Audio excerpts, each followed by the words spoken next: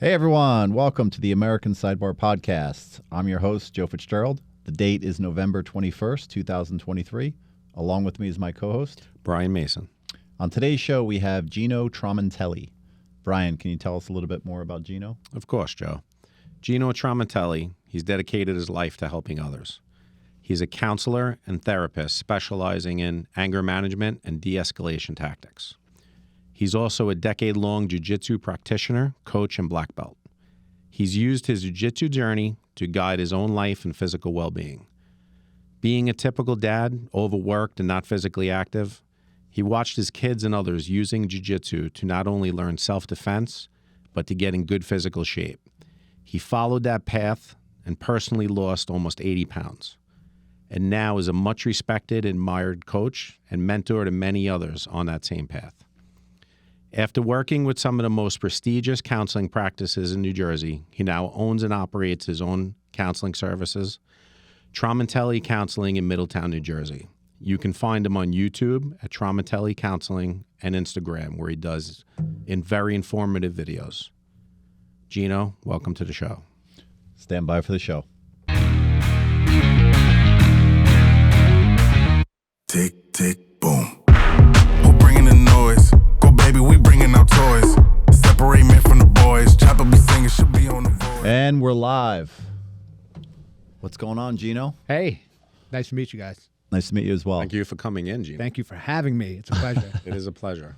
So, Gino Tramontelli, you are a jiu-jitsu black belt. That's correct. You also are a therapist That's right. as well. Mm-hmm. What specifically do you are you a therapist for? Is there a certain practice that Yeah. you kind So of my certification is a licensed professional counselor, LPC, and so mental health counseling, depression, anxiety. I'm sort of a general purpose counselor, but my specialty is in anger management, right? So I see a lot of people that come to me with anger management problems. There's a lot of crossover with my jiu-jitsu training. I was just going to say that kind of leads right into jiu-jitsu. Well, thankfully, I've never Did you ever have had to choke somebody out? No, in your thank practice? God. Thank God. I never want to. I mean, Yeah. So a lot of my practice is driven by fear of the headline, anger management professional beats up, client. Yeah. Like I never want to have that. I in the could see it now. Or on the internet, right? But what I will say is that knowing how to handle somebody physically has helped me navigate some sticky situations without getting like overly emotional. Like a lot of what drives our behavior is fear. Mm-hmm. And when somebody starts to escalate and you don't know how to handle yourself physically, it can really create this like overwhelming fear. And so I see with some of my colleagues, for example, the field of therapy is largely dominated by women. Almost every therapist, I would say it's like 3 to 1 or 4 to 1 or more. Because they're emotional. Could be. I mean, in certain ways, we can Joe's get into pissed that for off the sure. women, too. I actually have a lot of ideas about men and emotions and sort of some of the ways in which society screws with our emotions, which we can definitely get into if you like. But, a lot of times people get overwhelmed. They're not used to the possibility of physical aggression. And so it starts to create a fear response in the professional, and then they start making bad choices, right? So I have a great idea about what's going to happen in a conflict. I get into like 7 fights a week with my training, Yeah. And so the idea of getting into a fight isn't terribly scary to me, and it allows me to keep my wits and actually has helped me do really great work, I think. Yeah. So yeah, there's a lot of carryover. That's awesome. What do you think about I'm that? only a So, two-stripe, so I'm afraid to talk to Gino. being a person that's gotten choked out by him a couple times. I have been choked out by Gino. Have I? I wasn't sure. He asked me, and I wasn't really sure. Yeah, I think it's probably pretty likely. Yes, and actually the night that you got promoted, when we were rolling, because a lot of schools, what they do is you see a video. You're just another roller with him. You didn't even think anything of it. Oh, well, he twisted my arm back somehow. I don't know what move it was. Okay. But a lot of schools, when they do promotions, you'll see they run the gauntlet and everybody slaps them Shark with their Tank. belts. So I had never been to the adult promotion night. They have to roll with everybody in the school. So it literally, there was a bunch of guys. Gino was getting his black belt that night. Everybody, how many people? They were making a documentary too. Right. So it was a big class. And there must have been 70 people on the mat that night. I would say, yeah, between It was 50. about- There was a lot. It was a lot. And everybody that got promoted was told to sit in the middle of the room and it went in ascending order. So like I'm a white belt, so it was all right. The white belts are going first, so they had these easy rounds, and then it went up and up and up, and it was like over an hour. How does it work as far as rounds? Is it a like a time? It was a 6-minute round. 6 minute. Wait, for the promotion night? Yeah, Oh, there's no round. Yeah. You work. Everybody lines up around the room, and the coach, the owner of the school, says, "Okay, this group of guys go in," and then he'll have that group switch. Oh, was he just? I can't remember because it wasn't 6 minutes each. No. It was just him saying, "All right, switch it up." And, right? and Okay. so my instructor, by the way, Garden State Brazilian Jiu-Jitsu, fantastic academy. Yes. Chris, he does this really sweet thing where he, at the end of you rolling with everybody in the class, he stands you up, he lines you up, and he acts as if it's over. It's not over. Okay, we're going again, right? And so he then, That's right. One more. Who he wants another elevates you one? and then smashes you back down Yes. emotionally, right? And then so what it is That's in the Marine Corps. We used to call that soul crushing. that's I would say He's that's a very good soul crusher. Yeah. that's a fair description. So yeah, the way it works is, everybody who gets promoted that night, I think that night was like a couple of purple belts, a couple of brown belts, and it was Yeah. like 3 or 4 black belts. So all the white belts come through, you roll, then he has you switch, then they come out, fresh people come in, and he encourages you, don't let the person who just got promoted jump on them, right? Yeah. So, like I'm in the middle he of- encourages. Make it rough for So them. I'm in the middle of rolling with this one person. All of a sudden, somebody else is on my back, and this Yeah. person, and so I mean, it's a lot of fun, and I'm happy I never have to do that again. I think every stripe you get, you should have to do that. You should. No, wait, no, I'm not saying me. I'm saying the black belt. But it was just being one of the people jumping in, I was tired. Never mind the guys. I mean, they were guys sitting on the mats that were just smoked. And that, like you're saying, it's over. Right. We get up, and Chris goes, "Did I just hear one more?" And everybody's jaw, especially like the blue belt, Yeah. they just made it from white to blue. And they were destroyed. I mean, you think about guys needed IV infusions when it's over with. And it was great. Do you ever recommend jiu-jitsu for any of the anger management? Yeah, 100%. And it goes back to what we were talking about a little while ago. So much of managing anger is about recognizing signs of like escalating arousal, right? So we talk about arousal. It's like anxiety, fear, stress, anger, all of these like negative emotions that for lots of reasons we just don't recognize, right?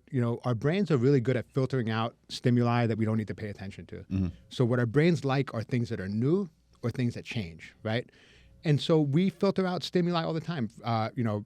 If you can imagine going to somebody's house, I'm sure you've had the experience of visiting somebody, and you go to the house and it smells like them. Not necessarily a bad smell, but whatever. It's just a different smell than what you're used to. Yeah, right. And so you notice it as soon as you walk in, but they don't notice it because it's just static, right? Well, we can. That's actually a definition of a smell, by the way. It's actually. Did you ever notice, like, if someone farts or something like that, it's that you can smell it. I mean, Right. It's right away.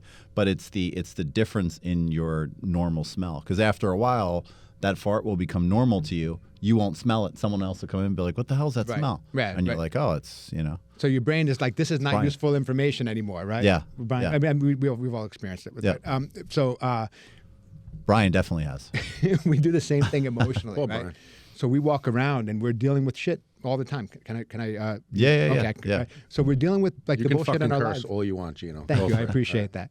But we're dealing with it all the time, right? So we have, the normal crap at work, the garbage with your family, just having to get your kids where they need to be. It's not special, it's not new, but it's adding to that arousal level, right? And so when people are angry and when they lose control of their aggression, it's because they have that kind of high baseline of arousal, and then something new comes in and puts them over the edge where they're not thinking clearly and they're making bad decisions, right? And so jiu-jitsu is really great for that because you get to come in, you get to experience being physical in a way that's divorced from anger. You can't be good at jiu-jitsu if you're mad while you're doing it. It just doesn't work, Yeah. right? And so It's because of that chess process, right? Where you're playing chess. Yeah. And your mind has to be clear to actually do that next move. Absolutely. Like, Yeah. as our, forgive me if anybody's a neuroscientist in your office because I'm going to butcher this, in your audience, but like, as we get more aroused and the amygdala takes over in our brain, we lose things like critical thought. We lose things like understanding consequences, thinking ahead, Yeah. delayed gratification, You language. turn into a caveman. Exactly, right? Yeah. And so the only thing that works for cavemen is to smash, right? Mm-hmm. Or to run away. So fight or flight, right? So we find ourselves resorting to those things. And so if you can engage physically in a way that's separated from that emotional, like kind of high level, you get to really make good decisions. So I laughed and I was smiling the whole time because what people don't know about me is when I get angry and I do lose it, it is that red, gone sort of thing. But I have this thing in my head where I say Hulk smash. Because I in my head I know I'm there, you know what I mean, and I could crack myself up as I'm in it. I recalibrate kind of. I talked about it in one of the podcasts before where I have this being in the military. When you talk about baselines, right? For baseline for me is if you're in you're in your house and you're used to, and we know a particular person. I won't say who it is, but we know someone Vince? that's No, just it's not Vince. high drama, right? And that's their baseline. And their baseline is like, they deal with it with whether it's their family or their work or whatever it is. It's always they're operating at the high RPM, Redlining all the time, right? and that's their normal. And they bring that into their regular life. And the rest of us are, we're idle, right? It carries over to everybody too. Yeah, and you're just like, whoa, what's going on here? What's happening? And I think that's that to understand that I think is almost godlike, right? Because you're to understand that this person's going to be different, and I'm not going to react to them because they're flipping out or they're in the red. They could be going through a divorce. They could be, they could just got cut off, and they're kind of all like amped up or whatever it is. But I think that's really critical for people to understand in everyday interaction. They don't really get that. Yeah, no, it's you're absolutely right. I mean, that's a big part of what I start out people when people. I see a lot of court ordered people. They got into trouble. They're not like career criminals or people who have some impulse control problem, but they're people who are normal and just got into the wrong position the wrong day. They made a bad choice, right? Yeah. So a lot of people come to me and they say, "Hey, listen, how do I control my anger when I've lost it?" And I think the Hulk is a great example because when the Hulk turns green, there's no control. He's just got to kind of blow it out, right? He's got to get to a place where he can be by himself, and then it goes away. The key is not to get there, right? And so to be really honest with yourself about. To be fair, Hulk did try not to get there in a lot of movies. Absolutely, No. yeah. I mean, for sure, he is a victim in many His cases. anger management skills are actually very underrated. He's always He said, "Please don't do this." That's the secret. He's always Don't make me angry. Please You don't wouldn't make like me me when I'm angry. exactly. Yeah. I mean, the Lou Ferrigno Hulk was. I use that with my wife all the time. It never works though. I don't know why. Yeah, they don't appreciate that. It's weird, But so yeah, I mean, it's just about recognizing so anger has its other effect, which is anger at the same time takes away your tools for managing conflict, but also makes you really motivated to engage with that conflict. When I am only like a 1 out of 10 or 2 out of 10, I can just let things go, right? When I get into the 4 or 5 range, I start to get into that place where I got to do something about this, right? As I get into 6, 7, 8, my tools go away. I can't empathize anymore. I can't listen to the other person. I can't, resolve problems. I get dug into my version of the solution, right? And if it doesn't go my way, I'm going to escalate. And so the key is to find that sweet spot, like that 3 to 5 level sweet spot where, okay, I'm motivated to fix this problem. I still have all my tools at my disposal. If I'm realizing I'm at a 6 or 7, maybe I don't need to handle this right away, right? All problems when you're angry are not a crisis.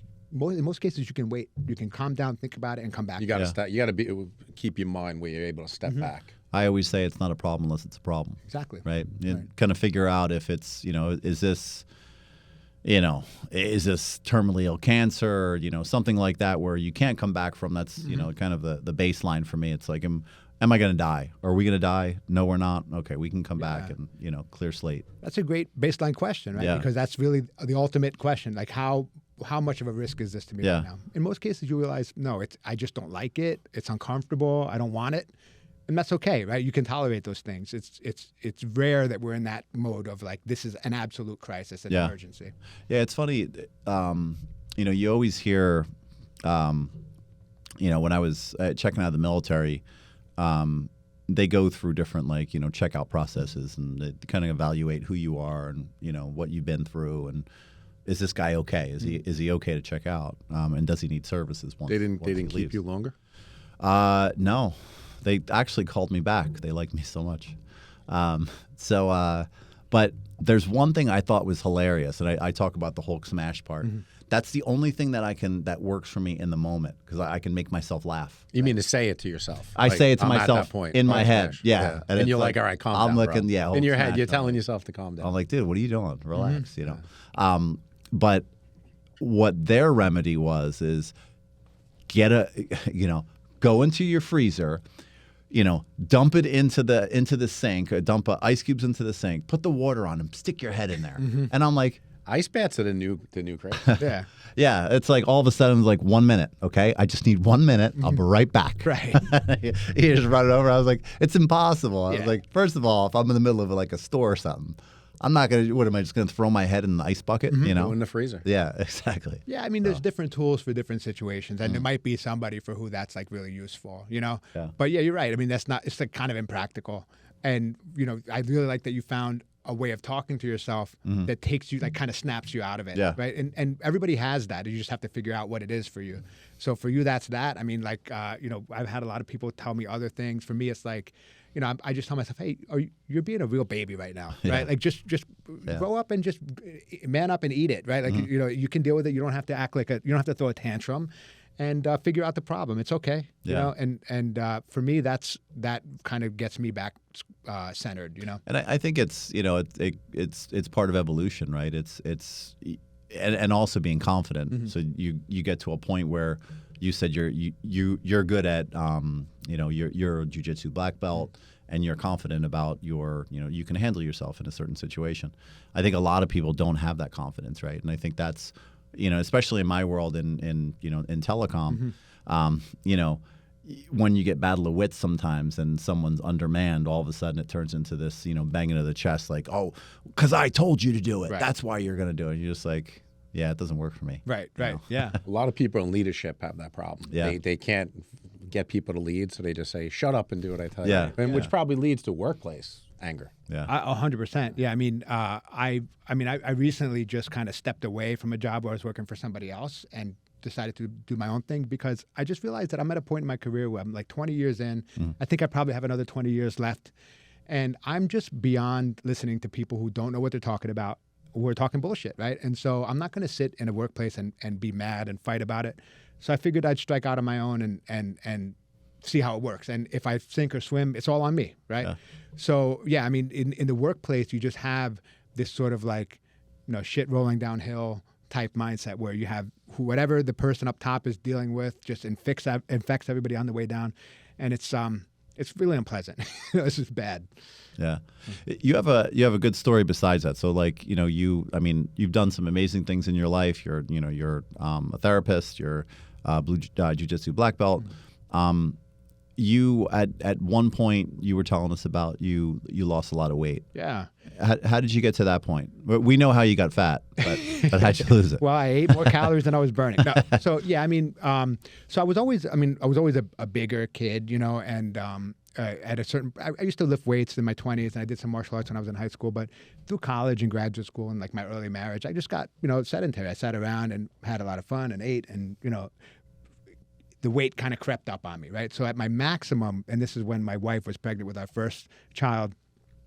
She was pregnant. She was indulging. You were sympathy eating. Sympathy I went through eating. that. Yeah, I mean, 1 o'clock in the morning, she's like, "Hey, I would really like some McDonald's." I'm not going to sit in the drive-thru and not get McDonald's for Exactly. me too, right? I mean, it's just Vanilla shake, whatever it takes. Yeah, right? whatever. I was more of a salty guy, but yeah. Okay. So I got up to about 285 pounds, right? And I remember being aware that my weight number was high, right? But it's just really interesting how we delude ourselves when we're in unhealthy places in our lives. Because do you remember the show The Biggest Loser? Yes. Right. So that show was huge at that point in my life, right? And the people would start at like 400 pounds. And then sometime mid-season, they would actually pass the weight that I was at. And we would look at them on the scale with their shirts off. And I would tell my wife, I'm like, is that what I look like? do I look Yeah. like that? And she was trying to be sweet, I think. Yeah. Getting heavy creeps up on you. Oh, yeah, When you 100%. weren't- and all of a sudden you realize, wow, Yeah. I can't tie my shoes. Right. And so she would be like, no, you carry it differently. Like you're just big, like, you know, the She just the loved you. lies that people tell. Big boned? Right, big boned. Only dinosaurs are big boned, by That's the way. exactly right. I realize that now, but at the time, you know, that was the lie I was telling myself. So I got into jiu-jitsu because when my son was 4, I did martial arts as a kid, and I always told myself, you know, when I have a kid, they're going to start early because I want them to be really good. And so it looked like so much fun that I joined up and really recognized right away that I was just in terrible shape. And so what really got me was our school doesn't make you compete, but they really encourage it. And it's a good idea. So I signed up for my first competition. And in jiu-jitsu, anything over like 230 pounds is unlimited. So if you're 230, you might go against a 300 pounder. pounder. Yeah, I mean, it's possible. So I was like, look, I just need to get into that weight class where there's a ceiling. Right? Yeah. And so There's some big boys. oh my Yeah. God, yeah. And so I signed up for a competition, I want to say like 6 months out. Like I really gave myself a ton of time to do it. And I just started to count the calories. I started to work all the time. And this deadline was in my mind of I just don't want to be on this mat in Atlantic City. Oh, I'm sorry, this was Wildwood, the Battle at the Beach, right? Naga competition. I don't want to be in Wildwood with just some huge guy smashing me into the mat, right? And so I cut. I finally made it. I made it by like 1.5 pounds, right? And thankfully, that competition, there was plenty of people to You go were still a against. white belt at this point, Yeah, right? it was definitely a wipeout. And I went 0-4. I mean, I got wrecked. I mean, it just was bad. I don't think I got subbed at all, but I just, you know, it was just bad. The competition's a whole separate thing, right? It is. So then it just made me realize, hey, look, this is possible, right? Like I can actually lose more weight than this. And I just had adopted so many healthy behaviors at that point that I got down at my lowest. I was 205. So I lost a total of like 70 pounds, I would say, on average. So Yeah, that's a that's lot awesome. of weight to drop. Yeah, it was. I mean, I feel great. I mean, it's really good. It was happening like in my late 30s and early 40s. I'm 45 now, so I can't imagine walking around now at that weight. Because that's how I learned that Gino lost all this weight. Because we were in class when he would teach mornings a lot, and I was like, oh my God, I'm 50. I'm so fat and out of shape. And that was when you went, oh yeah. And he pulls out a picture of himself, and I was like, who's this guy? And he was saying like, you got you got like 30 pounds to lose. I think it was. You're saying over 70 pounds. Yeah, no, That's I would amazing. say 70 is like conservative, but like when I'm at my lowest, it's a little more than that. But I mean, the number is not important, right? So what specifically did you do? Was it like a diet? Was it just, increased cardio with jiu-jitsu? What was it? For me, what worked was the calories in, calories out. And so I just started to track everything I put. If it went in my mouth, it went in the app, right? So I used this free app called Lose It, which I recommend, and it can scan barcodes. And it's just about being accountable, because the biggest thing I realized was how much I was eating where I just didn't understand how many calories are going in my body. It doesn't fill you up. It seems like a small thing, but it was chock full, right? Like 400, 500 calories, and it's not even something that makes you feel satisfied. Was the training that you were doing, was it mainly did you go crazy going to the gym, or was it mainly going to classes? I just with did jiu-jitsu? going to the classes. I was going like 3 times a week. Right. And then in between, I had a treadmill in my house, and I would do like 2 miles on the treadmill. So you didn't become a gym maniac. It was mainly. I always was really just conscious about injuries. So even if I lift weights, it's very moderate. 3 sets, 10, 12 reps, and then kind of do 3 or 4 exercises. Then I go home. And then I was doing like some squats, bench press, like trying to do the big body parts. But I would say that mostly it was the calorie counting. You got to roll with Gino one day. It's very intimidating. That's right. Especially, I mean, he's like. Am I though? I feel like No, I'm pretty. you're I'm really pretty, good. I'm not saying you're scary like you. Okay. You're like growling, intimidating. I'm saying it's you toss you like I get tossed around like a rag doll. How much do you weigh? I'm about 220, I think. Yeah. Yeah, about 220. Yeah, you don't look light.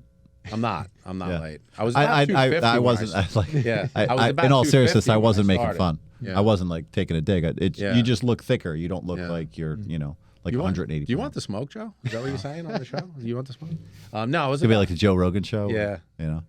I think I was almost Jiu-jitsu's gay. Yeah, I was close to 250 when I started, 240, something like that. So, yeah, it's, when you get, you're bigger and it's exhausting. Yeah. The bigger and more out of shape you are, the more exhausting it is. The classes are rough. Yeah, no, it classes for are- sure is. And there's so much of just learning how to manage your energy levels and learning like when to exert yourself and when not to. Yeah. You know, so I actually can do more rounds now as a black belt than I could as a blue belt, but I was in way better shape as a blue belt. Like your skill level is so much higher. Yeah, you don't have to exert as I think I'm almost too efficient now. Yeah. Where I just, you know, I know when to. I'm a new black belt. I'm not the best guy on the planet, but I have a better idea of when to exert myself and what energy is wasted and when it's like going to be really useful. Yeah. So, you know, a lot of it is just that. Yeah. But that's 10 years that it took. I mean, that's I think you were, the night you got promoted, which was pretty cool, is I think Chris said you were his first white to black belt. Yeah, I'm the first person he's promoted cool. all the way through. Yeah. Which is an honor for me. Absolutely. You know, when you have a relationship with a coach, it really becomes very intimate, like family-like, you know? And so Chris is a great guy. It's really weird that he's like probably 12 or 13 years younger than me. He started the school very young. Yeah, no, he bought it when he was like 22. Do you call him Papa? No, I don't. But I look up to him. It's weird. He's a young guy, but I look up to him. But yeah, he's a great guy, and I respect the hell out of him. You know, he's been really helpful. To me. For a young guy, he's got a lot of experience. Absolutely. You know, high level competition. Yeah. And the guy, you never seen a guy, he never takes a drink, no matter how many rounds he does. No. You talk about somebody with a gas tank. Yeah. Oh my God. Mm-hmm. I mean, the guy would be rolling. He was just when we had were you there for when JT Torres came in? I think so. Right. Yeah. JT Torres is him and Chris used World to be champion. roommates. Yeah, at one point, like they were training someplace, and they were on some competition team. This guy didn't get scored on in high level competition for 11 years. Wow. That's how good he is. Mm-hmm. Wow. And and that was the first time I saw Chris take a drink of water when he was rolling. Yeah. Going against JT Torres. Yeah, and that guy's an animal. Right. No, 100%. And his gym up in Westchester, which is where I grew up. His gym, I think it's in White Plains. But he Essential Jiu-Jitsu. Essential, yeah. Yeah, he just got one of the top women in the world is there. Fionn Davies, right? Yeah, Irish girl. Yeah, right. She's from, no, she's Welsh. Oh, she's Welsh because she's always talking about Dublin. Is she? I thought she was Welsh. Oh, I could be mistaken. Okay, I might be wrong, but all right, now she'll get mad that I called her Irish. Yeah. I'm sure she's not going to listen. She's not. I'm sure sleep. she's listening to this. Yeah. But yeah, and he's just got a stable of just incredible athletes up there, you know, and they're best in the world. Yeah. Yeah, when the guys come back from training from there, once in a while our guys will go there and train. They come back with a whole different attitude. Yeah. It's like the Japan for baseball. Pretty much. You go there. Yeah. And, get better. Yeah, it's unbelievable. So you're on the. How did you evolve into a therapist? Was it something that you always wanted to do? I found that most therapists, right, want to fix something with themselves, right? So was anger management an issue that you had, or was it, just something that you just kind of had interest in? Or? Yeah, I mean, so I've certainly had my life experiences. You know, like my dad was diagnosed with like Parkinson's when I was like 12 or 13 years old, and so I kind of bore witness to the decline and death there. It's like a 7-year process, and it was really kind of challenging. So I mean, I think there might have been something there. Anger, I certainly experienced it, but it's never been something that I've had a hard time controlling. Yeah. I just knew I wanted to be in the helping profession, and so.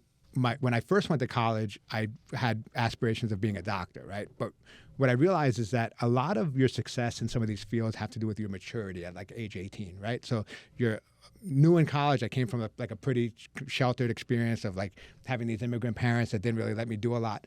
And so I get this freedom and kind of wild it out. And then what happens is they do this thing, which I think is intended to filter, of like making your biology and like chemistry classes at 8 a.m., right? Yeah. So I did terribly my first semester and just was not going to make it in the like pre-med program. And so transitioned over to the psychology, which I really fell in love with. And so, that was the sort of how I found my way there. But what I really have realized since, and as I've gotten like more emotionally mature, is I really take the job really seriously.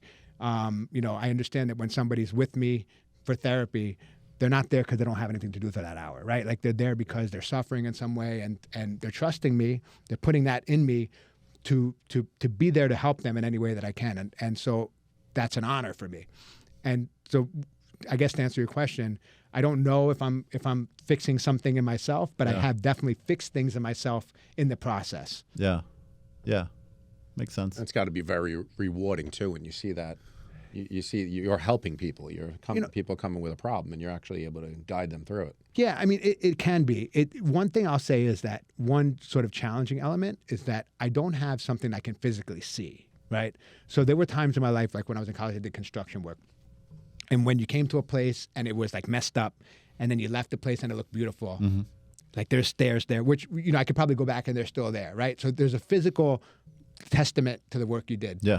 Whereas labor. Yeah, labor, right? And there was something super rewarding about that. Or even just like when I did labor work of like, hey, move these like bags, 90-pound bags of concrete from here to there. At the end of the day, those things were in a different place, right? Where I really rely now, because it's more abstract, on what my clients tell me. And they do give me feedback all the time. And in fact, I make it a point to check in with them. Hey, how is this working? Do we need to change anything? Is this going well for you?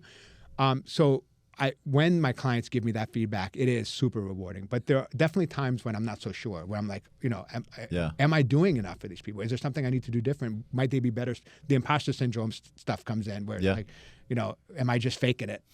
But they could also, it's got to be hard to draw out the truth too, because people coming in and not automatically going to tell you every single thing that's wrong with them. Yeah. So you have to draw. They're faking it in a lot of ways too, telling For you sure. what they think you want to hear. And nor do I expect that. I mean, it's a weird thing. You're coming in, there's a stranger, and you're just expected to talk about some of the most difficult things in your life. It's hard, right? And so I don't really perceive myself. I never took like the lie detecting class in graduate school. Like that was never a thing we learned, right? So I don't perceive myself as it being my job to ferret out the truth about a person. Whatever they're telling me, they're choosing to tell me for a reason. And so I work with that.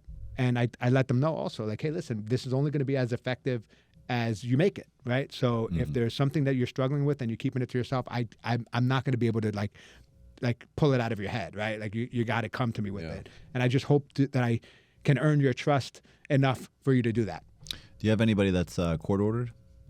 Most of my anger management clients are. Really? Yeah. Wow. So any kind of, I know Can you give their names and stuff? No. Yeah.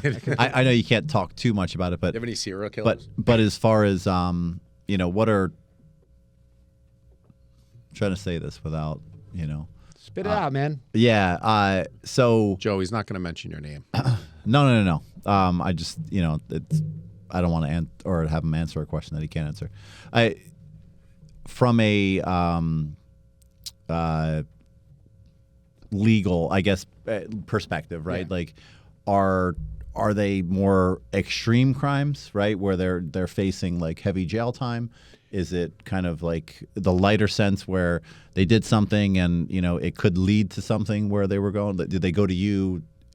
What do you mean, like in replacement of going to jail? What part of what part of the process level? is it in? Yeah. So the vast majority of the people that I see come to me through something called the PTI program, pretrial intervention. Got it. Right. And so there tend to be like first offenses where they're not like some sort of a career criminal, and the court is basically like, hey, listen, jump through these hoops.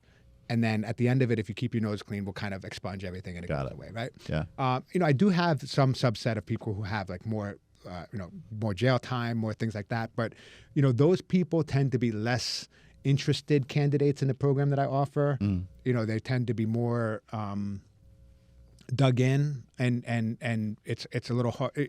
They're just less motivated to work with me. Yeah. So what I really pride myself on is that I recognize that a lot of the people who come to see me maybe haven't chosen to come and see me, but I want to offer them value while they're there, right? So I tell them, look, while you're here, my goal is for you to walk away with something. Maybe we don't have to work on the thing that got you here, right? Like maybe you say to yourself, this particular fight that I got in, I totally am right, and I don't think I had a problem with, but maybe there are other areas, and so we can work on those things. I just try to find any kind of hook to get them to buy in, and You want to connect in some way. 100%. Yeah. And I also don't present.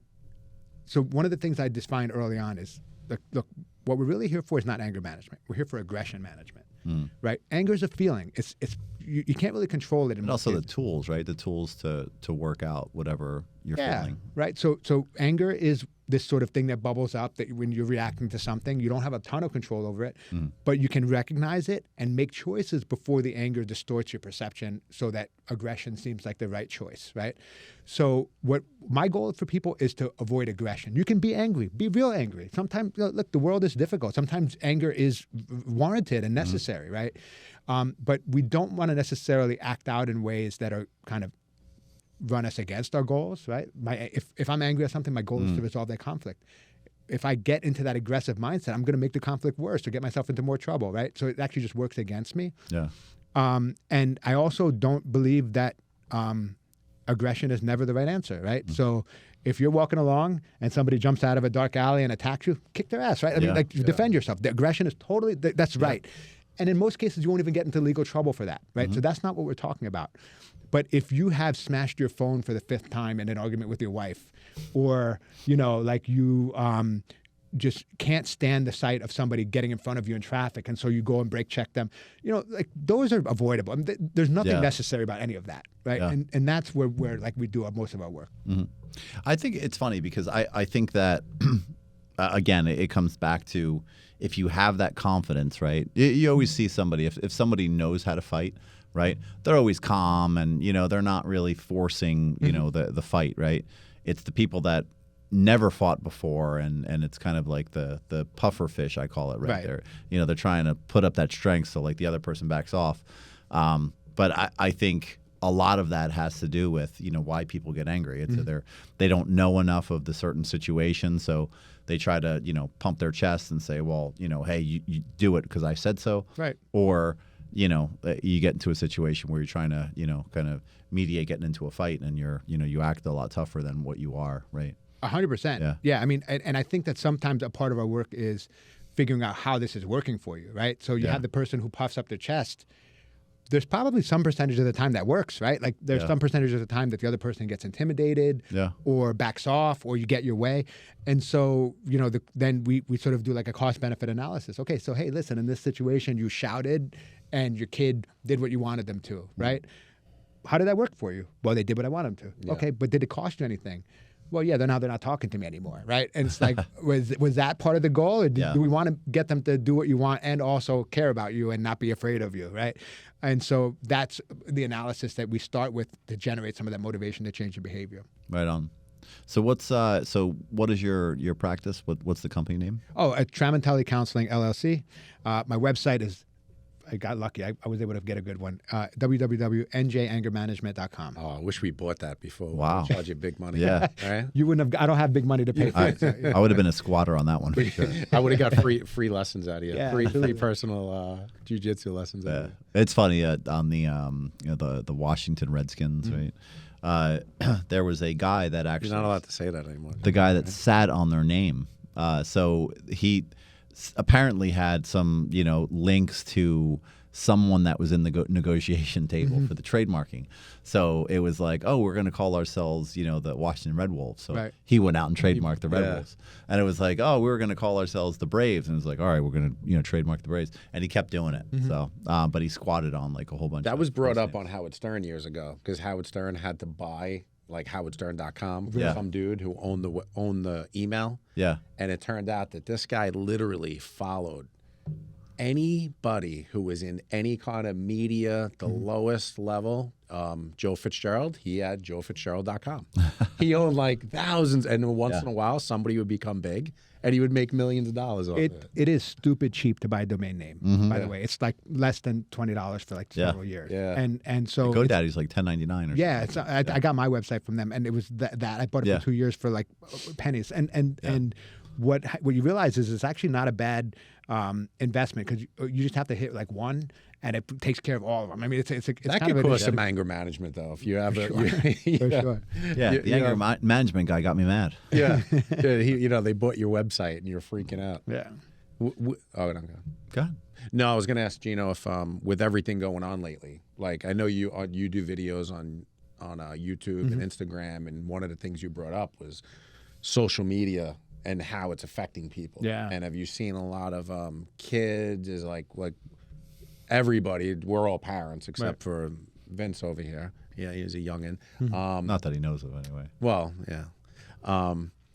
Everybody's concerned about it. Yeah. Society is concerned about it. Every aspect. Everybody's on social media 24 hours a day, yet everybody's going, get off social media. Right. We have people on social media telling you get off social media. So what are your thoughts on it? So the research is not ambiguous about it. The research is that social media is just bad for teens. It's really connected to so much of the depression and anxiety and stuff that we're seeing. And a lot of the anger that we're seeing, just kind of generally speaking, because a lot of different reasons. Number one, so look, we're in this room together. We're face to face. I guarantee we have differences of opinion on a variety of topics, right? Yeah. But because we're face to face, we would have them in a civil manner. We would have those disagreements civilly, right? We would talk about it and maybe agree to disagree. It's one of the reasons why I have the conference, why we have this podcast together, and I would rather have it together because face to face, I feel like you're more you're more prone to talk about things, right? Absolutely. Rather than being that disconnected, right? For sure. Kind of keeping close. No, being face to face is how we're designed to operate, right? Yeah. This like through this tiny little screen on your phone is so artificial. It's not. We don't have the tools evolutionarily to manage that, right? And so what happens is we get pushed into these extremes by the echo chambers on the left and the right, and the up and the down, and however you want to think about the groups that we're in.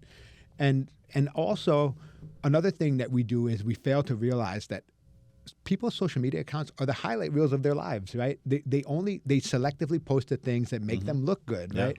And so we get that sense of falling behind all the time. I have a friend that calls Facebook fake book. Yeah, which is appropriate, right? It's an appropriate description. You look at everybody seems to be on vacation. Everybody seems to be having a new car. Everybody seems to have a better house than me. Yeah. And they're not posting about that their toddler smeared their poop on the walls or that their. I do though. I put pictures of my dog taking a crap on the lawn. People are like, that's ridiculous. Look, you're entitled to your kink just like anybody else, right?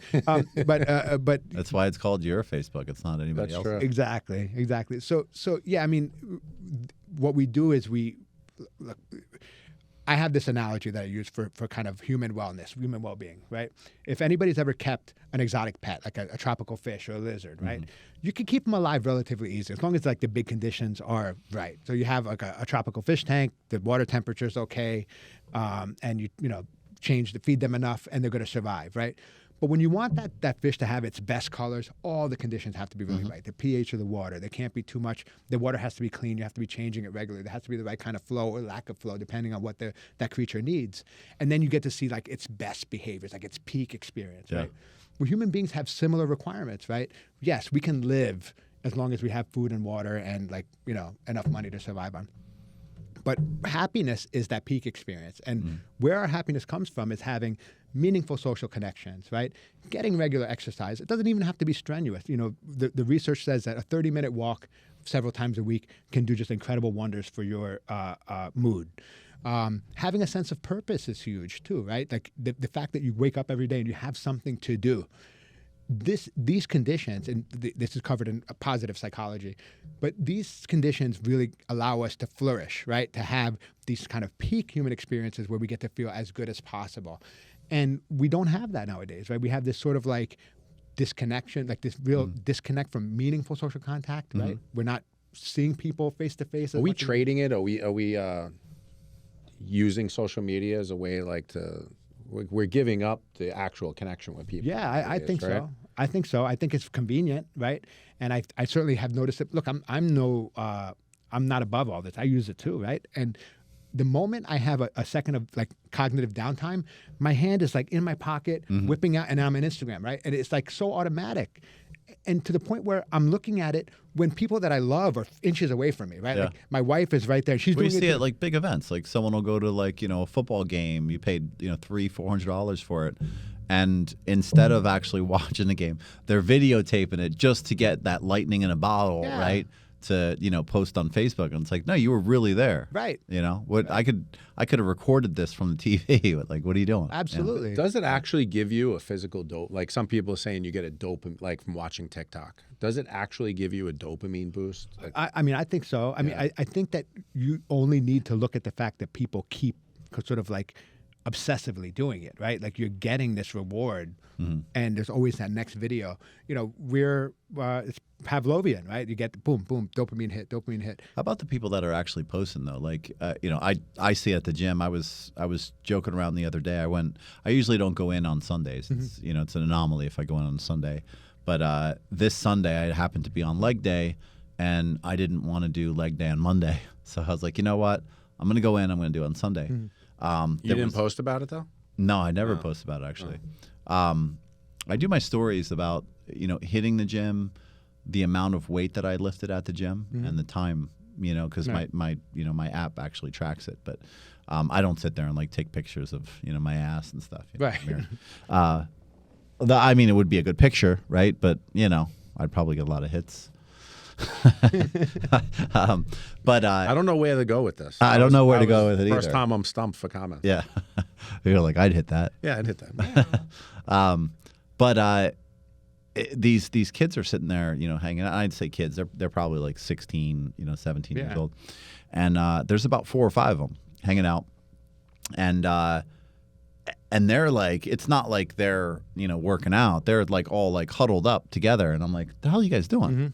I was like, Video. and I asked the one kid, I go, what are you guys doing a podcast from the bench? I was like, what are you guys doing? And he's like, oh, you know, we just wanted to give a shout out on my Instagram, you know, that we're all here together and we're doing, you know, back or whatever. And I'm like, oh, that's cool.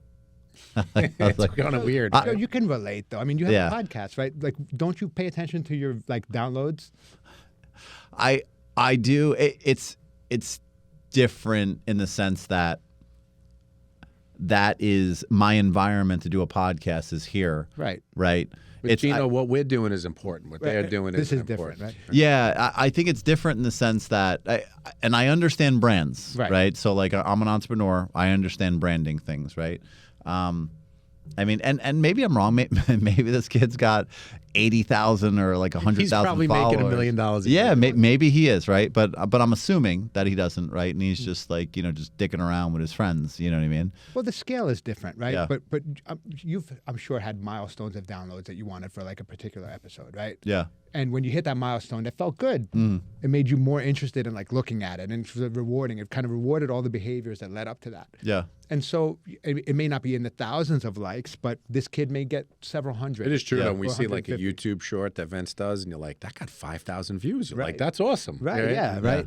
And so, you know, it doesn't take much, but that small reward then makes, so a reward is anything that makes the behavior preceding it more likely to happen again. Yeah. Right? That's a good way to think about it. So whatever reward comes after, whatever behavior preceded it, when you get that reward, you're like, I need to do more of this, right? And so you start to see this behavior of that like recording themselves in the gym, and because who knows, maybe they did one last week that got 50 likes, Yeah. and their previous high, It's addictive. 100%, Yeah. 100%. Do you think it'll ever phase out at all? Or do you think it's going to get worse? I think it's part of pop culture, to be honest. think so? I think it's like that's like, that's what's is this going our on right future, now. you think? You know? Or you think it'll eventually people will be like, enough with that? So I think I look backwards, right? And I look at like when I was a kid, the thing was TV. Hey, you're sitting in front of that TV too much, right? Yeah. Did TV go away? No, but we sort of figured out how to fit it into our lives, right? And before that, it was something else, right? And before that, it was another thing.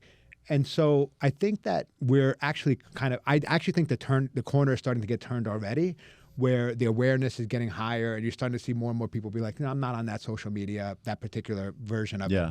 it. So I think, will it ever go away totally? Probably not. But I think it'll become a thing that we have learned how to incorporate in a better way. Because some popular platforms have definitely fell off in popularity, but they were, you know, I guess through genius of marketing and everything, another one takes off. Yeah. Are you still on MySpace? Yeah, that's what I usually cool. It's get coming most back. of my outreach from. Yeah, you just know? hold on to it. It's coming back. I heard. Yeah, we're doing that Tap Cancer Out Right. event, and that's what I've been posting on MySpace. I don't know Nice. why we haven't been getting any hits. I liked it because you can like you had to dab in coding a little bit, Yeah. you know, to actually be Well, on MySpace. what was the guy that ran that? What was his name? He was always the first friend everybody got. Steve or something. I can't remember the guy's name. Whatever happened? How was to that guy's name? Did I Zook- could picture him in the T-shirt. Do you think Zook No. did something to him? They got bought out by somebody. I forget the Like name. what of it. happened to that guy? I think they got bought out by some music company. It was like a music thing. I'm not sure exactly what it is, but what's funny about like we're talking about like the pop culture of taking a picture, recording, and kind of posting on social media.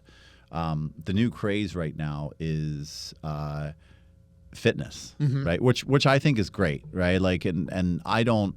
A lot of people get mad because girls are in there taking pictures or taking videos of themselves. I don't think it's a bad thing, right? Because I think anything that's going to promote any kind of a healthy environment for me is awesome, right? But I see people like hey, I'm trying to.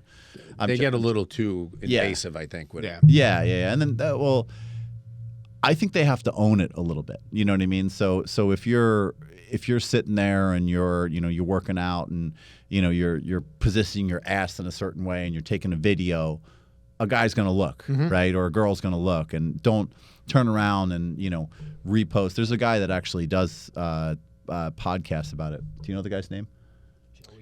Joey Swole. Joey Swole. Yeah, Joey he's Swole. funny, and he makes fun of girls who are complaining about all the food. and it's funny because but it's true, and I really can appreciate them taking videos, pictures, whatever it is. I don't care. That doesn't whatever's going to promote that fitness side of it, I'm okay with, because I think it's not only just on the outside, it actually builds the inside as well. So I'm all for it. But it's but I think that part of that is kind of the promotion, right? Because they know something like that's going to be viral. Oh, this guy was looking at my ass, and I'm gonna call this guy out, and it's going to go viral or whatever, right?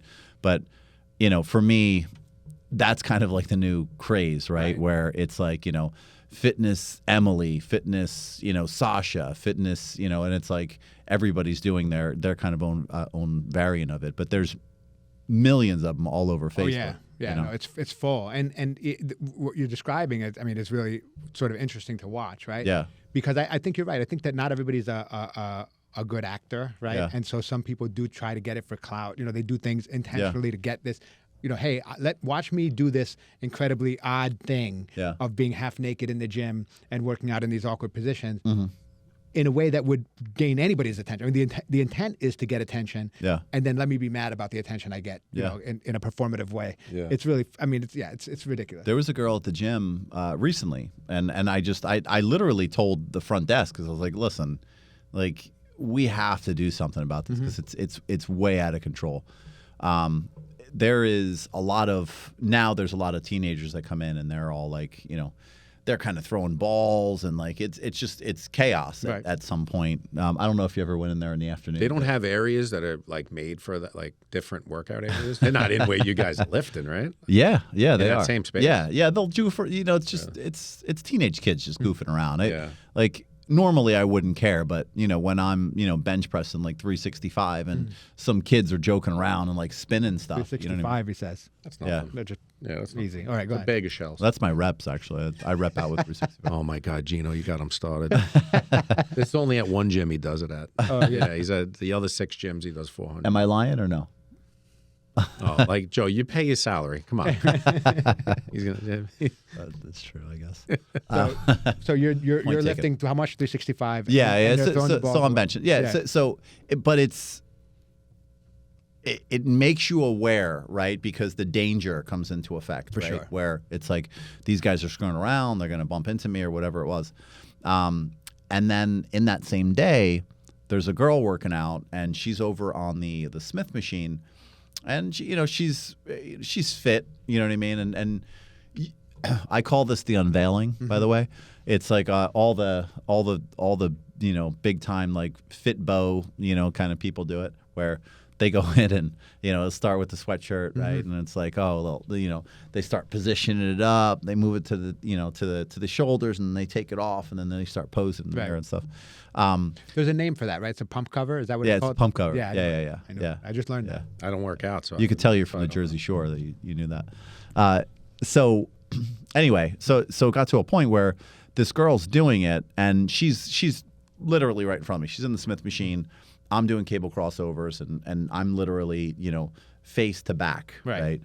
And she all of a sudden just drops her pants, like right there in the middle, and drops it down to her legs, right, down to her knees, and she's starting to dig in like her like crotch area to pull down her, her shorts, she had like Oh, she was wearing shorts on. I yeah, was like, she had what the like hell yoga kind of place shorts are you on, going but she's to? like pulling them down.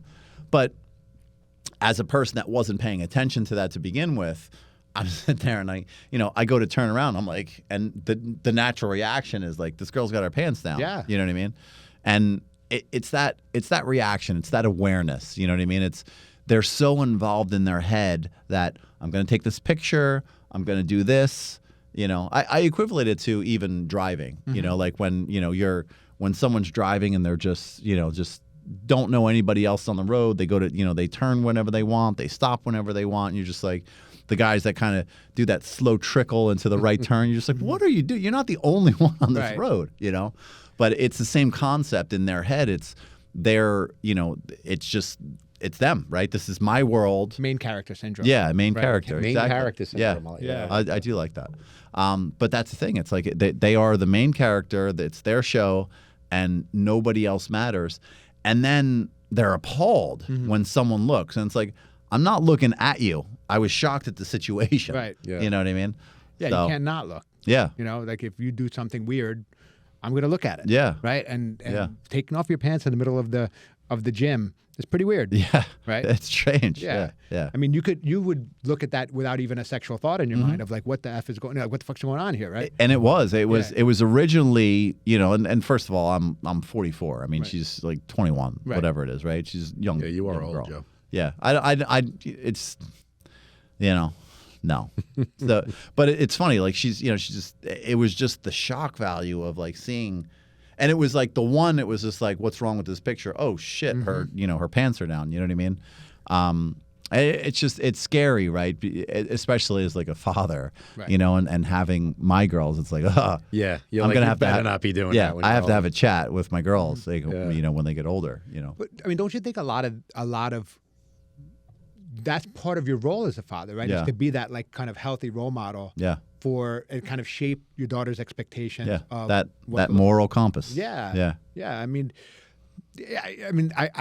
I do my best as a part of like I have a little girl. She's 11, right? Mm-hmm. And so I try to model for her and for my 14-year-old son.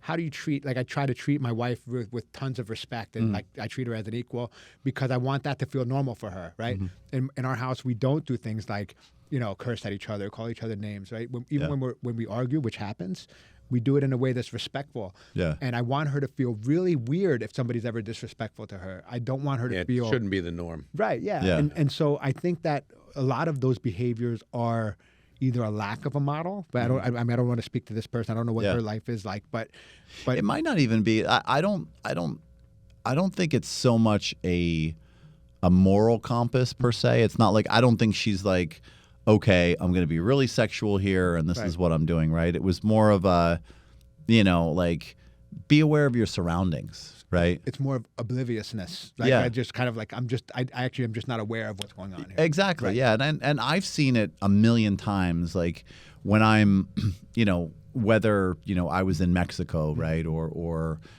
China or whatever that is. Right. And being in these areas where normally if you're in LA and you're in Compton, shit, I gotta protect myself. I know exactly what I have to do, and I know the exits, and I know the streets, and I better have a gun, whatever, right? I better be ready for something, right? But some people will, they'll just they get themselves in these situations and they don't realize the seriousness of the situation, So they'll go down certain blocks, or they'll talk to certain people, or they'll do certain things, and yeah, you might think you're okay, but what if that person that was doing cable crossovers was a sicko? Right. You know what I mean? He's now picturing you naked, and and I think that's the kind of things that we have to instill. And in that our does kids. happen. That's, Yeah. 100%. That's Yeah, something 100%. that, girls are just, all of a sudden, one gets grabbed and she's Yeah, gone. yeah, yeah, Yeah, I mean, that's not as uncommon as people think. Situational awareness is important, Yeah. and I mean that's another thing with the social media stuff, right? Nikki Haley's running for president, right? Where she Right. in the Republic, and so she did a thing last week where she was like, I think everybody on social media should like have to use their name or Oh, or it is a something big like- anonymous right thing and now. she got a little backlash for it, but I'm not so sure it's a terrible idea. Yeah. Right? I mean, maybe you can use a pseudonym like up front, but I think the company should know who you are, right? I don't know. I don't have a fully formed thought about it, but I wonder if things would be better if you were personally accountable for the things you put online, right? And not some like username. Some people in the social media thing, some people are held too accountable. Right. Like you'll find that a sheriff got fired because he liked something. Now, did he actually like it, or did he want that to show up in his feed because of the algorithm? Right. Or they're just judging him, but other people want to, afraid. Like they might be posting something anonymous. Maybe they're a jerk, or maybe they're a teacher, and they don't want to make a certain comment because they're going to be. Yeah, I mean, I could be convinced like in either passive direction. aggressive. Yeah. Like I could see the argument either way, right? But I think that a lot of bad behavior does come from the anonymity, right? But I could also see where the anonymity is important, right? To be able to say certain things that maybe you really truly feel without being having it. Probably one of the negative aspects your name? of social media. Use your name on I do. Facebook, right? Yeah, I do. Do you? I use like my name and my middle name. I have like because I don't want my clients to find me and stuff. Yeah. Not because I just that's a boundary. I need You to want set. to you want to keep that part of your life. Yeah, for the so I don't person. use my like first and last name, but it's obviously me. Yeah, I have the same thing. I'm elected to the board of ed. Okay. So, but I use Fitzjoe on Right. there. So Yeah, like a version of your name. right? yeah, and someone. I mean, they know who I am. Right. You know what I mean? It's not like I'm using like Incredible Hulk or Hulk Yeah. Smash, right? Right. Yeah, I have one's Brian Mason, one's Brian Thomas. Yeah. And the funny thing was, I volunteer for an anti-child trafficking group, right? And I was getting harassed by Antifa. So I had to, I changed my name a little bit. And then people were telling me, you're hiding behind a fake name. I was like, my name is actually Brian Thomas. Right. But, they were like saying I was hiding Right. somewhere. I'm like, no, I actually had Antifa coming on my Facebook page saying comments and stuff. Yeah, it's just so weird, like people can come and just crap all over you, and you don't even know if that person lives in your district or or what you said is even relevant to them. It's just like you just become, I guess you like known to some groups, and they start to crap all over you. It's so unnatural. It is, and some of these people, they were the people that were saying it to me had fake names. That was the funny part. Right. It was people I said, Yeah. I said that's actually part of my real name. Yeah. But meanwhile, your name is actually fake. I know Super who you goes are. 55. Right. Exactly. Yeah. No, it's like with the social media, like posting stuff. Like imagine like that's the one nice thing about like the jiu-jitsu classes, because you're working like a maniac. It's hard. No one has their phone out. Right. No. The only thing the school will do is do videos just to promote the school. But at the end of class, you'll see a lot of places, and they might take a selfie, and and everybody's sweaty. They look like a mess. It's not sexy looking. Yeah. But it's Speak for yourself. Yeah, that's true. Yeah, no, my hair gets messed up. I don't. that's Gino, what you have we're any doing. kids? I have two. Yeah, I have a 14-year-old boy and an 11-year-old girl. Okay. What about their screen time? Do you limit screen time or anything like that? Yeah, I mean, so my son, they both have phones, although I have it like pretty locked down on mine, where I have pretty strong limits on it. They can't download any apps without me knowing about it, and like their limits are like an hour a day. My son recently asked me to put Snapchat on his phone. And it was something my wife and I really had a long conversation about, because it's just, like I said, the statistics on all of that are really clear that they just are detrimental. Yeah. The decision we made was to allow him to do it with me being sort of his supervisor. And I don't know that I'll make the same decision for my daughter at the same age, because she's different than he is. Yeah. I think she'll be more affected. And so he's, more aloof and more kind of stable with his mood, where she gets more influenced by things like that. And that I'm not looking forward to that, because in 3 years' time, she's going to be like, well, he got it when he was 14, so I'm 14 now, and we're going to have to. Do you mean as far as like body shaming and physical All characteristic type stuff? All of it. So the body shaming is a portion of it, but what I fear more is this FOMO, the fear of missing out, right? Yeah.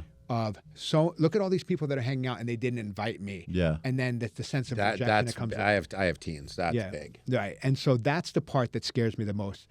I think that it's best just not to know some of those things. If your friends get together, let them get together. You don't need to know about it, right? Yeah. Well, some of the kids are doing it letting the kids know that they weren't invited. Yeah. It's pretty 100%. crazy. You've seen Yeah, that happen. it's for sure cruel Yeah. and terrible, right? So You just need to find better friends. That's true. Yeah. But it's hard to explain that to, Yeah. when the kid's young. How do Because you? Sally's popular and you want to be with Sally. Yeah. right. It's also just developmental. I mean, when a kid is in their adolescence, their role there is to find their place in their peer group, right? And so Yeah. the peers become more important, right? They start to rebel against as a parent, you don't know anything, and they start to rebel against you, and then it's more about, Johnny said, and it's like, Johnny's a 14-year-old shithead just like you are. You know what I mean? Like Johnny doesn't know anything, right? Yeah. And so, but that there's no logic there, right? It's just that I need their approval. Yeah. And that is completely developmentally appropriate, right? That's what teenagers are supposed to do, right?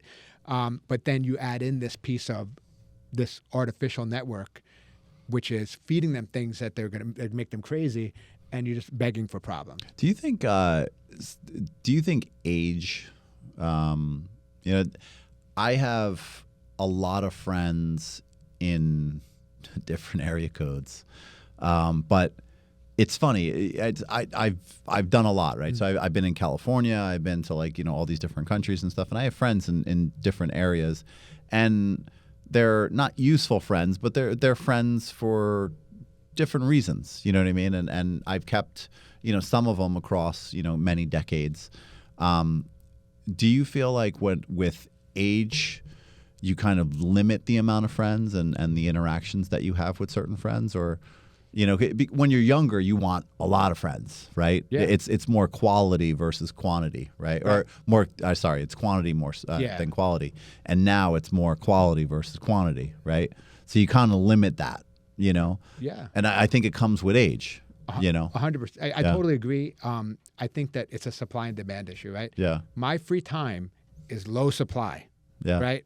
My time has high demand on it. Right. Yeah. And so when I have some free time to use, I'm going to use it with like my highest quality friends. Right. Yeah. If there's some people in my life who are acquaintances, I mean, not to be mean or anything, but I don't have time for people who I don't love the shit out of. That's more of a plan. Like for me, it's a plan thing. Like if it's acquaintance, I'm like, all right, let's open up the planner, and if there's a free day, we'll throw them in there, right? But like a friend, you just be like, he'll call you up. For me, if you want to be in my inner circle, I can go over your house, lay on your couch, and you don't expect anything else of me. Right. You know what I mean? And vice versa. You could just come in, hang out, and talk, and there doesn't need to be that forced, so what's going on today? Do you want such? I don't have to cater to you. Right. We're just hanging out. be. Yeah, we're just being us. Right.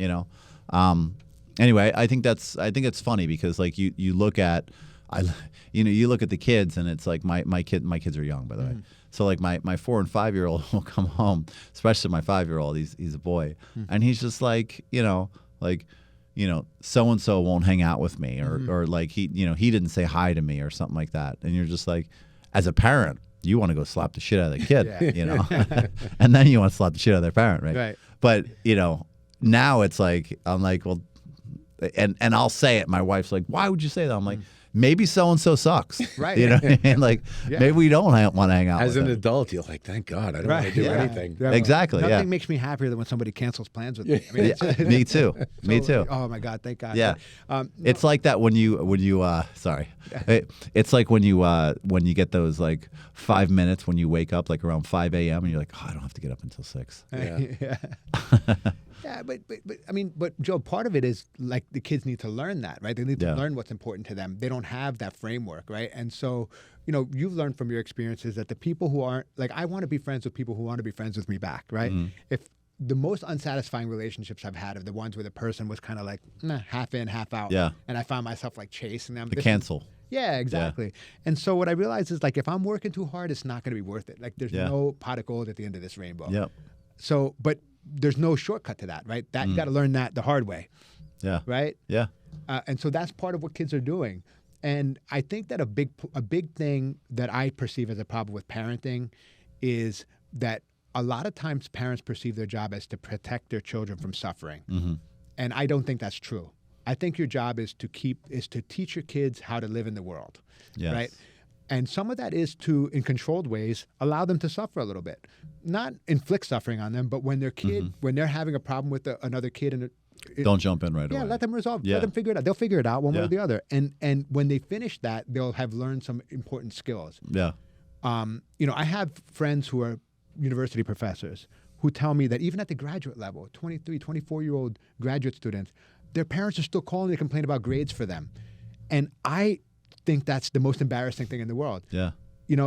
And he, as the administrator, this one particular friend of mine is like, and I don't know what to do with that, right? Like a part of me wants to tell them to like fuck off, right? And like, they're thinking they just want ultimate success for their children, right? but And affecting their kid. but then you get the pressures of like the administration, and these parents are complaining, and so you get this sort of like incentives that take us in the wrong direction, I feel. Yeah.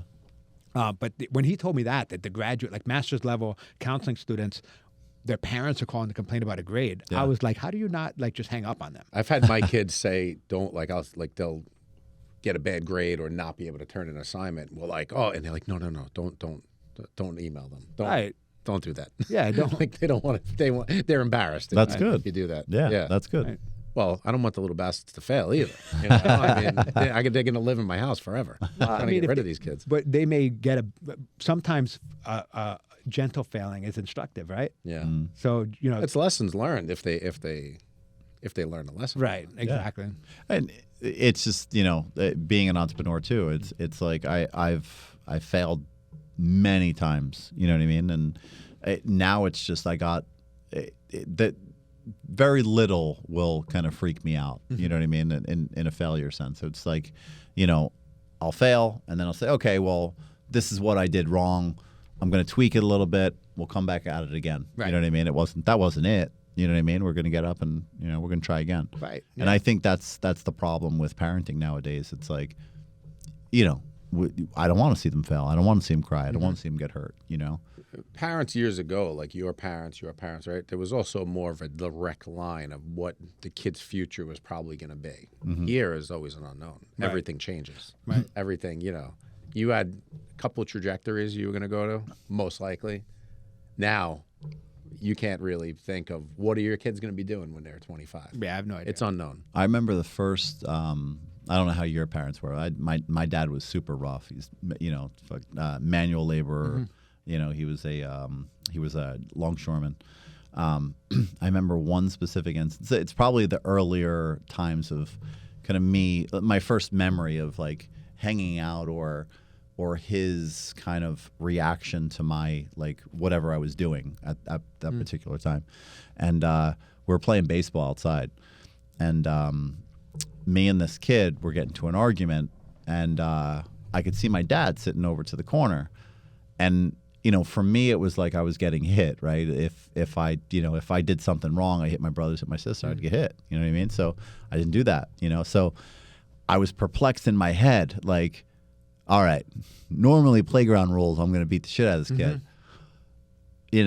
Me watching my dad look at me doing this is telling me I might have to take a beating from this kid because I don't know if I'm supposed to hit him, So the kid hit me a couple times, and I'm looking at my dad like as I'm getting to hit, like two or three times. And he's like, what is that little yeah, what is he yeah, doing? My son? yeah. Right. And then he did something that now, like back then, I was like, you son of a bitch, right? But now it's like, no, that was an important lesson. He turned his back and he walked away. And I was like, and at the time, I'm like, this son of a bitch just saw me get punched like 3 times in my face, and he just walked away. Where did you grow up, Joe? Yeah. And then Jackson was rough. And then I turned around and Brooklyn was I ended up beating the crap out of this kid once he walked away. How old were you? 6 How many Probably. how many gyms did you belong to at the time? at the time. Probably only 3. Yeah, probably only 3 at the time. Yeah. But yeah, it was fun. It was, you look at like the difference between parenting now, and the difference between me and my wife. Right. And I don't know if it's a mother father thing, but my wife is very much, they get hurt and it's like the worst thing that could ever happen. Like my daughter will trip and my wife will let out a yelp like, Right. and like the ghost, my whole soul comes out, like, because I hear that reaction, Right. and I'm like, yeah. oh no, my kid just died. Yeah, that's my first thought. Their head is flying across. Yeah, and I turn around and my daughter's just like, oh, I stubbed my toe. And I'm like, that was the reaction that you thought to give from that, right? And my reaction if they go down and like slam their head on the ground, I'm like, that's okay, just that's okay. walk it off. Yeah. Put some dirt on it, you'll be all right. But it's funny, like the difference, right? And I don't know if it's the way I grew up, or if it's difference between husbands and wives, or. Well, I mean, I definitely think that there's a gender role there, right? I mean, and a lot of it comes down to sort of the way we're socialized. So one of the things, as a male therapist, it's unusual for a lot of men to be therapists. So I get a lot of male clients, right, who feel more comfortable with me.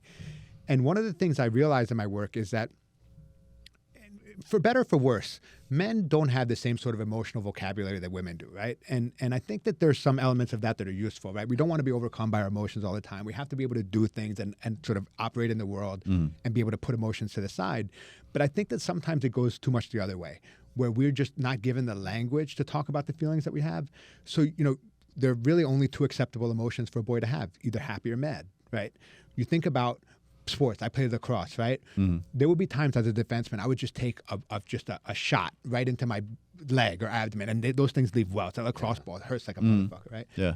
And so there's no crying about that on the field, right? Yeah. If you cried, your teammates would rip the shit out of you. Like, they would just call you every word and just be like, go get mad about it. So what you're taught is, whenever you're hurting, turn that into anger and use it, right? Shove those emotions down. Yeah, That's just what I always smash tell them people. down, right? And so then you have men who deal with their emotions by drinking and using drugs and avoiding them, being unfaithful to their partners. So I think it can go too much the other way.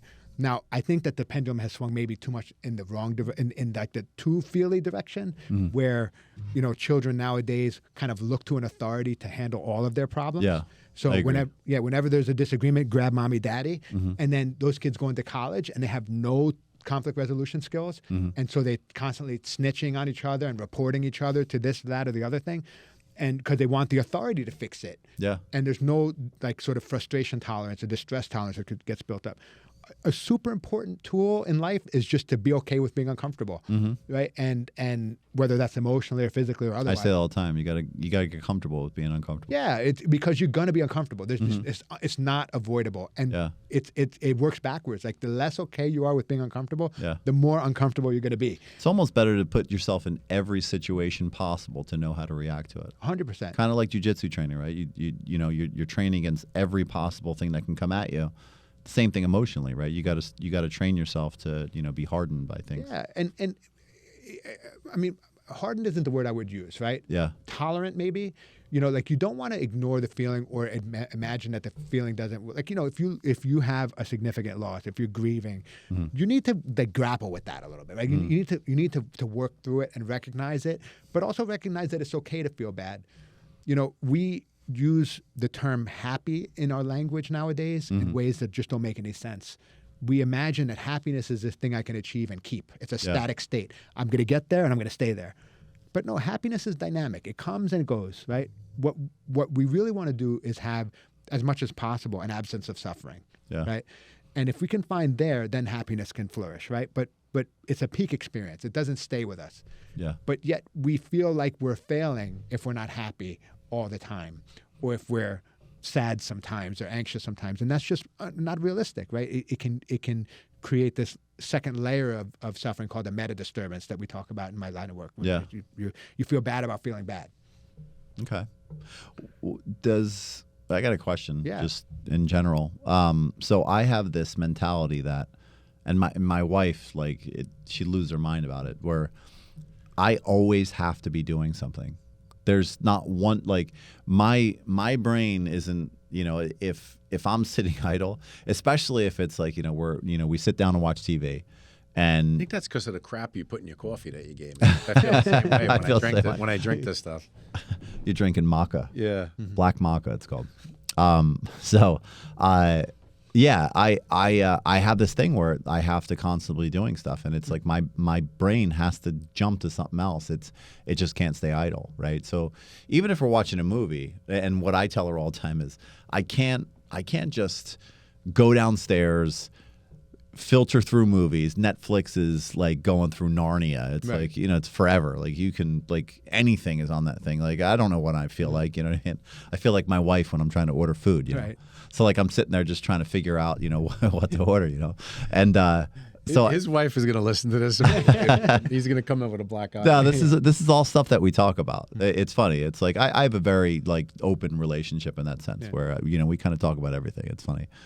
There's not the way I talk to people in my everyday life is exactly how I talk to my wife. So you can imagine how that works. But it's funny. It's I'll go downstairs and if she gets a movie on, right, I'll watch a movie, right, because that's the next thing that I'm doing, right? But if I have to sit there and try to get a movie, I'll lose, within 5 minutes of me trying to find a movie, I'm like, all right, I'm done. Right. I'll throw the remote. Then she can't find it. I'm like, all right, see you later. And I'm gone. You know what I mean? Like, I just can't do it. Yeah. And I don't know if it's, what they call ADD or whatever, but I have to jump to something else. Have to. Maybe you just don't have the same taste in movies. Yeah, it could be. I mean, Is that normal though? Like, what's your normal day like? Or do you have to constantly be doing something, or are you okay with just hanging out? I am on a fine recliner? with sitting in a chair Yeah. and just drinking coffee. I'll go to the gym not twice. Like it'll be to the point where if I don't have something to do, I'm like, screw it, I'm going back to the gym. I went to the gym yesterday, and then I totally bitched out a 7:30 class last night, and then had to force myself to go to class today. And I was really glad I did, but Right. it was so easy to be like last night. I was like, I had stuff going on, and I'm like, So if you're not lazy like Brian, yeah, I'm just kidding. no, I'm just saying, I could sit there and stare at a wall Yeah. if I have downtime. I can't do it. The word normal is such a tricky one, Yeah. right? Because it all depends, right? So you imagine you in an agricultural society, you'd be the biggest producer of food, right? You're constantly crops getting planted. Yeah. But then what we consider normal, like for example in school, a lot of your success depends on your ability to sit your ass in a chair and not move for 6 hours, right? And I don't know that that's normal. Yeah. I don't know that that's a thing that we should expect of every child. But then if they can't do that, they're not going to succeed in school, right? So, Yeah. ADD is a real thing, and it's something that people really struggle with and grapple with. But I personally am getting frustrated with like the over clinicalization of every trait that we have, right? Yeah. So you just have a motor that likes to go more, right? Yeah. And what we do is we figure out ways to make that work in our lives. Does it work for you? Oh, 100%. Yeah. And that's why I've been so successful is I can't stop. Like once I get started on something, it's like I have to see it to the end. And so Yeah. it's working for you. So I would say I don't know whether it's normal or not, but I don't know that it's a problem, right? Yeah. There's different types of people for different kinds of situations, and we all need to figure out what works for, like how we can live our lives in ways that line up with our traits and I preferences. think it goes back to like what you said before about being the main star of your movie, Yeah. right?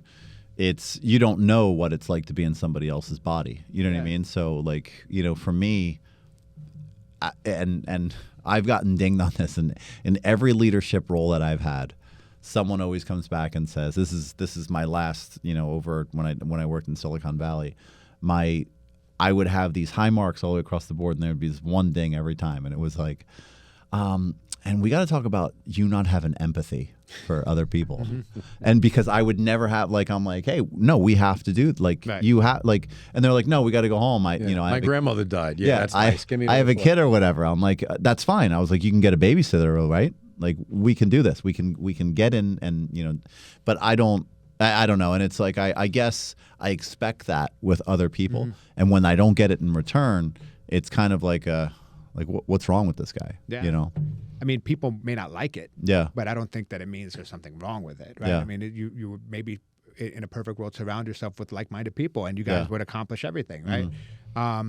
So yeah, I mean, it's a hard one because we just have so much personal variation between us, and what you do works for you, right? Yeah. What you do works for you, and I think it's only when it becomes like, hey, this is actually getting in the way of my goals. Yeah. So like, is there any way in which that tendency of yours gets in the way of your relationship with your wife, for example? Like, is she wanting to spend more time with you and you're not willing to do it because you need to constantly be doing something? No, I think because our kids are so young, it's even if I was home, right, it would be us getting spun in different directions anyway. Right. You know what I mean? So You know, as Brian says, I have to babysit from time to time.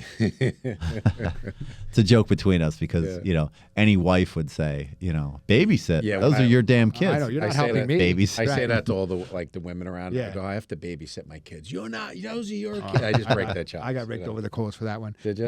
Hey, you know, hey Gino, will you like go take the kids to school? I'm like, yeah, sure, I'll help you out. You're not helping me out. Yeah. This is your kid, and it's true, it's true. But I would just tell the neighborhood moms that I'm like, yeah, I'm watching my wife's kids all the time. Well, I appreciate you coming out. This was a lot of amazing fun. time. Thank you yeah. so much. Yeah. Yeah. Are you gonna get? Yeah, you might have to send us a bill because I actually feel a little bit better talking to you. It was like a therapy. It might have been the maca too. You though. think it was? Could I be. think it was Gino. Thank you for that.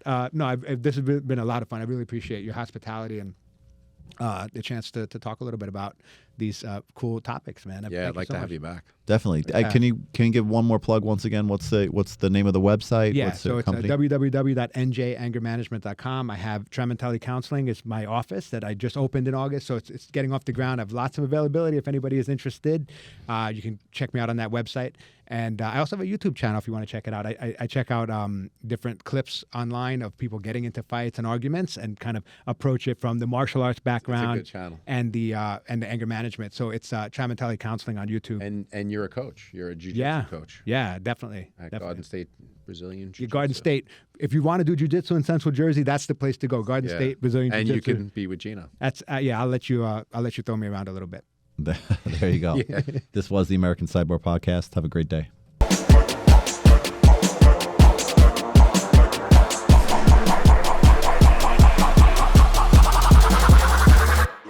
like